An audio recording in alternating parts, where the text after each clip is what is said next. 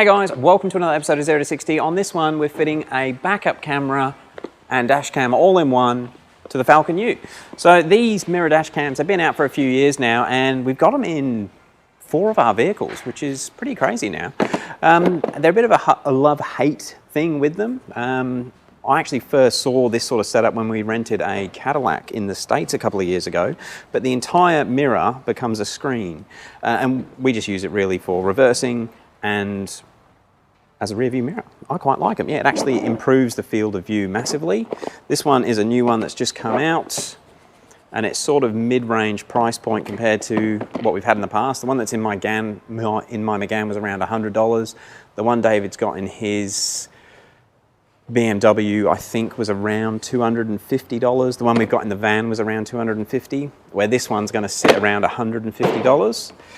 And it's got a few of the features that the more expensive ones have built in. So let's have a quick look. I did open it just before. We'll see how much mess we're going to make trying to do this one-handed.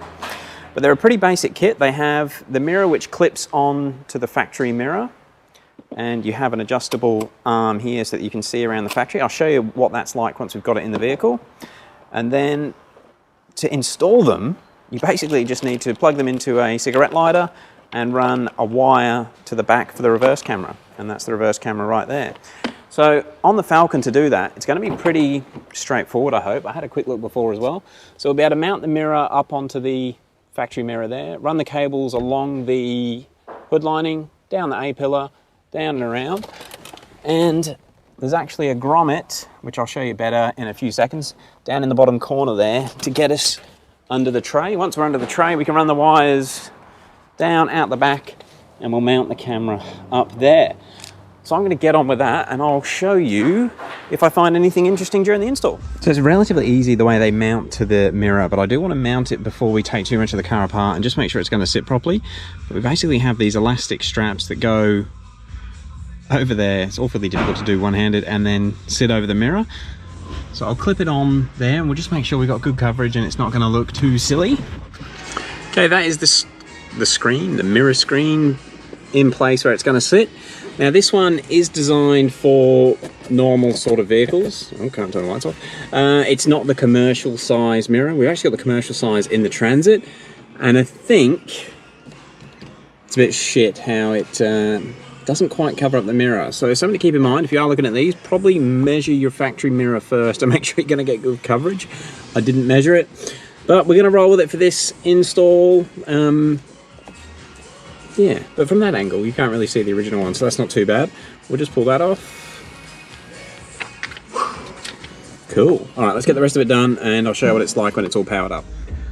Okay, so just a quick update. I've got the 2 cables running along the top here. The power cable's just loose, plugged into the socket.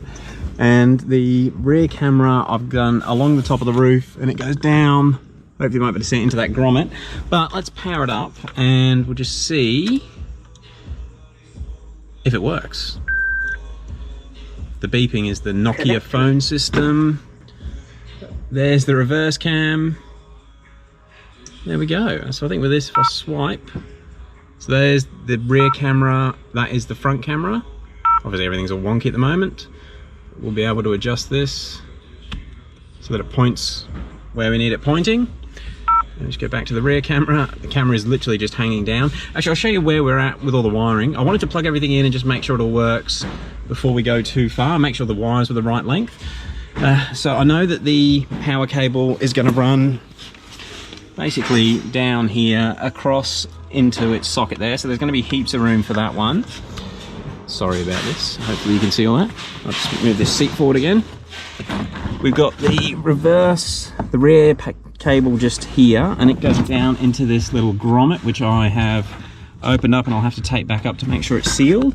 So from that grommet there we come up. Oh, can we see? This is stretching me a bit. So we've got the cable there, and it runs along to there. God, this is a bit difficult.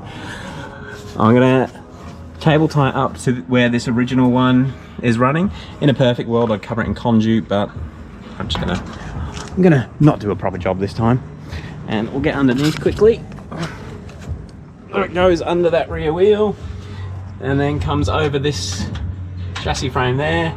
That is where the rear camera joins on. Now this red wire, that is going to go up to the tail light, and that will tell the camera when it needs to be in reversing mode. So it actually connects to the reverse light, not the tail light.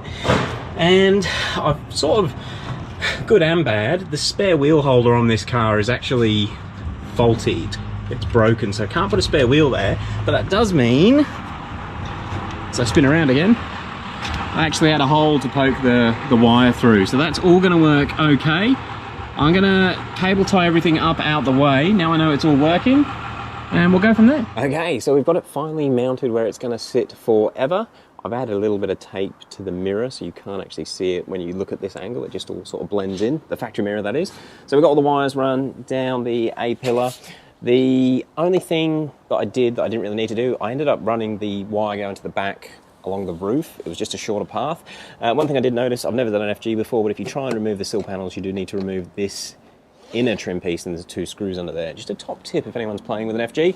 The power wire runs up over the steering column and into its little compartment there. Now if you did want to go all out, you could hardwire this, but for this vehicle I'm just going to leave it in the cigarette lighter position. It's easy for the next owner to play with.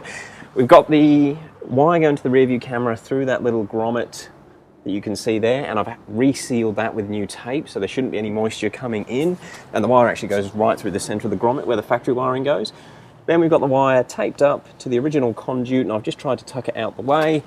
Runs along, as you saw in the other clip, to the camera, which is right here. Now I've got the camera, it's all solid mounted now, it's not going to go anywhere. I've basically got it as close to the center as I can before it starts to angle, so that the camera stays flat. You obviously want that to look flat or to look funny through the mirror screen.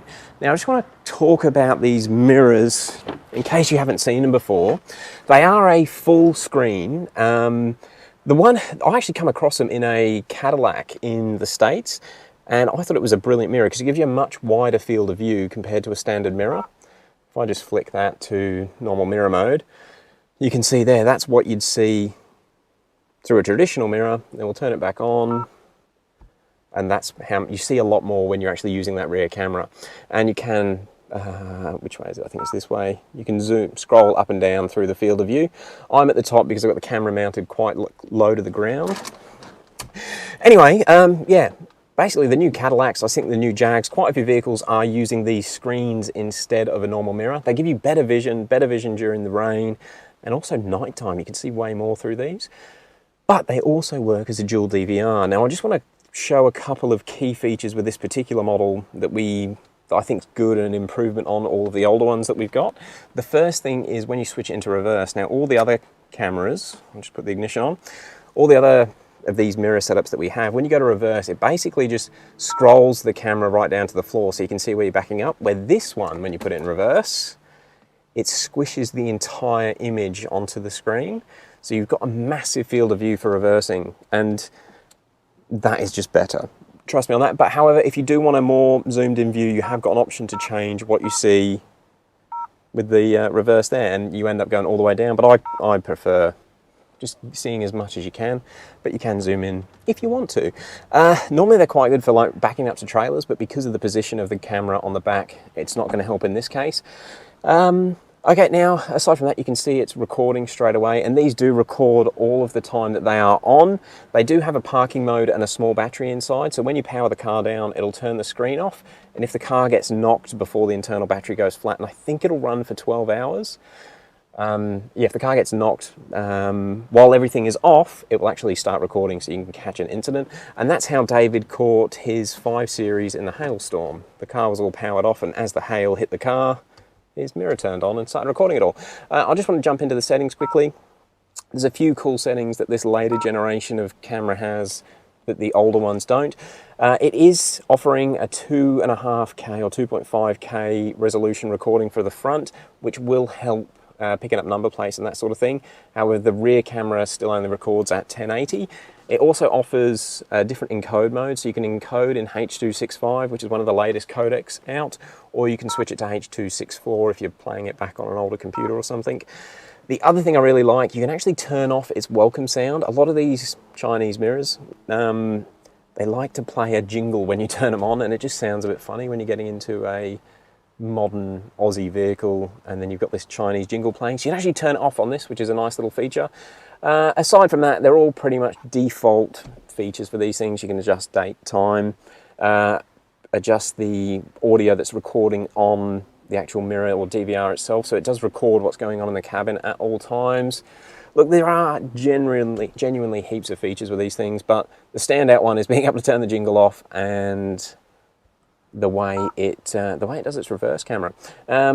This is also the first one that's really sort of made use of gesture control. So if I use the right-hand side of the screen and swipe that way, it switches through the different camera views. And I know that you never use it. You'll always just have it on the rear view while you're driving. So I'll just go back to the front, and it's the same thing. You can swipe up and down to choose where you're looking. Actually, we'll just go back to the rear. If I swipe this side, I think I swipe in, I can actually view playback. And it sorts it into these different categories. So you've got front locked video. So if an event happens that you want to keep, you can actually lock the file as that event happens, and then the camera won't, the recorder won't automatically record over it. So, and the locked ones will come up in the locked folder. We've just got standard recordings and rear standard. And there's me just before when I was showing you guys the position of the camera, and it was recording. Yeah, look, it's all pretty damn good. This one, like I said, I think I paid $100 US for this, which is around 150 Aussie.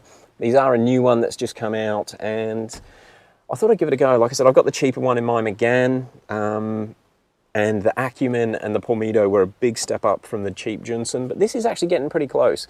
It'd be interesting to see what the next generation of more expensive versions of these come out with, but for now, this is a really cheap way to add a camera to your commercial vehicle. And the other thing, if you haven't realized as well, the reason I like putting them in the van, and it'll be the same in the ute, if you've got anything in the back that would normally block your rear view mirror, where this isn't going to get blocked by anything in the tray. They're pretty damn cool, and the amount of stuff, like even a dual DVR camera is going to be a couple of $100, so the fact that it does that and it's got a display to view it, I really like them. They're a good little thing. Look, if you've got any questions about installing one in your Falcon or any car, it's a very similar process. It just happens to be this video is on a Falcon. Let us know in the comments below. If you've got one of these mirrors, a different brand, and you want to leave some feedback on it, or things you like or don't like about it, we love hearing from you guys and what people think of them. But for now, thank you very much for watching, and we're going to catch you on the next episode of 0 to 60. Peace.